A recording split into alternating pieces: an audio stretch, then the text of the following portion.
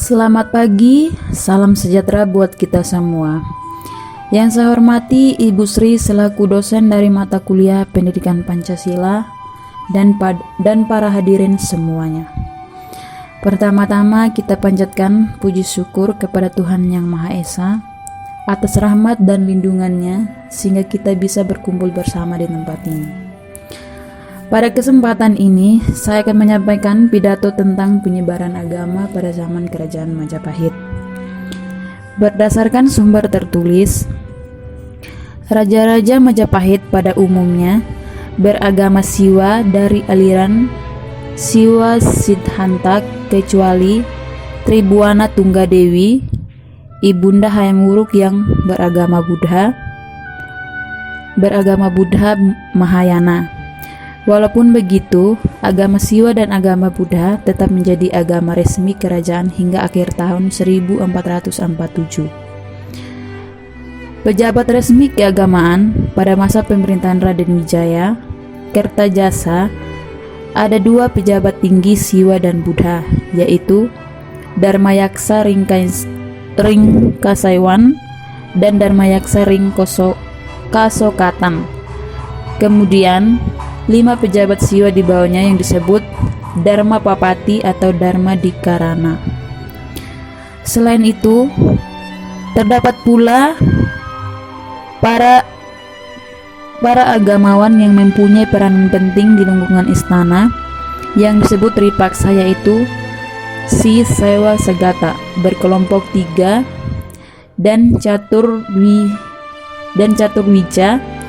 yaitu Mahabramana atau Wipra, Sewa Sugata Si berkelompok 4. Pembaharuan pertemuan agama Siwa dan agama Buddha pertama kali terjadi pada masa pemerintahan Raja Kertanagara, Raja terakhir Singasari.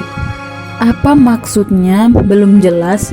Mungkin di samping sifat toleransinya yang sangat besar, juga terdapat alasan lain yang lebih bersifat politik, yaitu untuk memperkuat diri dan dalam menghadapi musuh dari Cina. Kubilai Khan untuk mempertahankan kedua agama itu, Kertanagara membuat Candi Siwa Buddha, yaitu Candi Jawi di Prigen dan Candi Singasari dekat kota Malang. Pembaruan agama Siwa Buddha pada zaman Majapahit antara lain terlihat pada cara mendamakan raja dan keluarganya yang wafat pada 2 candi yang berbeda sifat keagamaannya. Hal ini dapat dilihat pada raja pertama Majapahit, yaitu Kertarajasa yang didarmakan di Candi Sumberjati atau Simping sebagai wujud Siwa Wimba, dan di Antapura sebagai Buddha. Atau raja kedua Majapahit, yaitu Raja Jayabana yang didarmakan di Silapetak atau Rit Silapetak sebagai Wisnu dan Sukalila sebagai Buddha. Hal ini memperlihatkan bahwa kepercayaan di mana kenyataan tertinggi dalam agama Siwa maupun Buddha tidak berbeda. Agama Siwa yang berkembang dan dipeluk oleh raja-raja Majapahit adalah Siwa Sihanta, Sidan Tatapaksa atau Sidan Tatapaksa yang mulai berkembang di Jawa Timur pada masa Raja Sindok, abad ke-10. Sumber ajarannya adalah Kitab Tutur atau Smrti. Yang tertua adalah Tutur Bawakosa yang disusun pada zaman Ampu Sindok. Sedang yang termuda dan terpanjang adalah Tutur Nana Sihanta yang disusun pada zaman Majapahit. Ajaran agama ini sangat dipengaruhi oleh Saiwa Upanishad, Vedanta dan Samkhya. Kenyataan tertinggi agama ini disebut para mahasiswa yang disamakan dengan suku kata suci Om sebagai dewa tertinggi. Siwa mempunyai 3 hakikat tatwa, yaitu Paramasiwa, tatya yang bersifat tak terwujud atau niskala. Sada siwa tattva yang bersifat berwujud tak berwujud atau sanakala niskala. Siwa tattva yang bersifat berwujud sakala. Selain agama Siwa Dahanta dikenal pula aliran Siwa Bhairawa yang muncul sejak pemerintahan Raja Jayabana dari Kediri. Beberapa penjabat pemerintahan Majapahit memeluk agama ini. Agama ini adalah aliran yang memuja Siwa sebagai Bhairawa. Di India Selatan mungkin dikenal sebagai aliran Kapalika. Pemujanya melakukan tapa yang keras, seperti tinggal di kuburan dan memakan daging dan darah manusia. Maharata.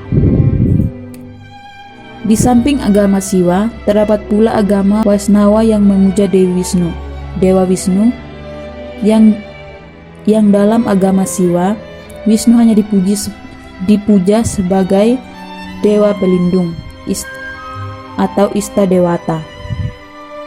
Selain itu, kebesaran agama Hindu pada zaman kerajaan Majapahit. Perkembangan selanjutnya ialah di Jawa Barat, yakni di kerajaan Tarumanegara yang berdiri sejak abad 5 Masehi. Raja yang terkenal ialah Purnawarman. Kemudian agama Hindu berkembang di Pulau Jawa Tengah. Raja pertama yang memeluk agama Hindu ialah Rakai Sanjaya. Perkembangan agama Hindu di Jawa Tengah jauh lebih pesat. Ini terbukti dari banyaknya bangunan suci yang didirikan sebagai tempat pemujaan. Tempat pemujaan semacam ini disebut candi. Seperti kerajaan-kerajaan lainnya yang ada di Jawa, Kerajaan Mataram di Jawa Tengah itu adalah kerajaan agraris. Ini berarti bahwa mata pencarian pokok penduduknya adalah bertani. Banyak candi yang didirikan. Candi yang terkenal ialah Candi Brahmanan. Candi ini disebut juga Candi Loro Jongrang. Candi Loro Jongrang didirikan pada masa pemerintahan Rakai Pikatan. Bangunan yang megah seperti itu merupakan salah satu tanda kemajuan kerajaannya, bahwa kerajaan itu makmur. Jika tidak makmur, tak mungkin dapat mendirikan bangunan suci semegah itu. Setelah kerajaan Hindu di Jawa Tengah lenyap, pada abad ke-9 timbul kerajaan Hindu di Jawa Timur. Rajanya bernama Empu Sendok Hindu. Raja ini mendirikan bangunan-bangunan suci, antara lain Candi Songgoriti yang terletak di daerah Batu Malang. Empu Sendok diganti oleh Dharmawangsa yang juga memeluk agama Hindu. Kemudian Dharmawangsa digantikan oleh Airlangga. Airlangga berasal dari Bali. Kemudian ia menjadi raja di kerajaan Kahuripan. Pada masa pemerintahannya, hiduplah seorang pujangga yang terkenal, yaitu Empu Kanwa. Buku yang ditulisnya adalah Arjuna Wiwaha. Airlangga juga mendirikan suatu pusat pertapaan yang letaknya di lereng gunung Penanggungan. Tempat itu dikenal dengan nama Candi Belahan. Setelah kerajaan Kahuripan, berkembanglah kerajaan Kediri. Hal ini dapat kita lihat dari hasil karya sastra. Misalnya, Lubdaka oleh Empu Tanakung, Bratayuda oleh Empu Seda dan Empu Panuluh. Kerajaan Singasari juga merupakan kerajaan yang rajanya memeluk agama Hindu di samping agama Buddha. Pada waktu kerajaan Singasari berkembang, bangunan suci juga banyak didirikan. Candi Singasari yang terletak di kota Singasari, Malang, merupakan bangunan suci. Dari bangunan-bangunan itu, terdapat diketahui bahwa raja yang mendirikan bangunan tersebut memeluk agama Hindu. Titik puncak perkembangan agama Hindu di Indonesia ialah pada zaman Kerajaan Majapahit. Pada zaman Majapahit, seluruh wilayah Nusantara bersatu di bawah kerajaan kekuasaan Raja Majapahit. Kebesaran agama Hindu pada masa itu tercermin dengan adanya candi penataran dan bangunan-bangunan suci lainnya. Pada masa pemerintahan Raja Hayam Wuruk, Majapahit menjadi zaman keemasan. Kemakmuran negara pada zaman itu dilukiskan sebagai Gemah Ripah Loh Jinawi. Dengan didampingi seorang pati, Hayam Wuruk dapat memimpin Majapahit dengan berhasil. Pati tersebut adalah Mahapati Gajah Mada. Di bawah pemerintahannya, seluruh Nusantara dapat dipersatukan. Pati yang termasyhur itu bersumpah di hadapan raja dan rakyatnya yang terkenal dengan Sumpah Palapa. Akhirnya, apa yang menjadi impian itu terwujud. Gajah Mada dapat mempersatukan seluruh Nusantara. Bahkan kerajaan Majapahit lebih luas daripada kepulauan Indonesia sekarang. Sekian pidato dari saya. Jika ada kata yang kurang berkenan, mohon maaf sebesar-besarnya. Terima kasih.